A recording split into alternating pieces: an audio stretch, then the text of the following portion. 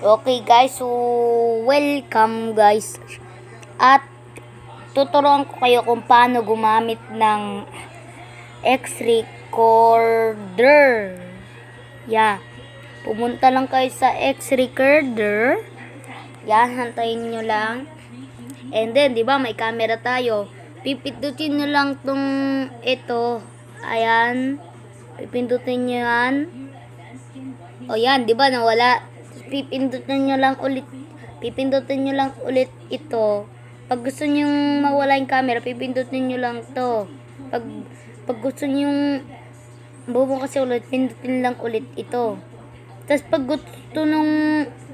gusto nyo kunwari screenshots, ito, pindutin nyo to.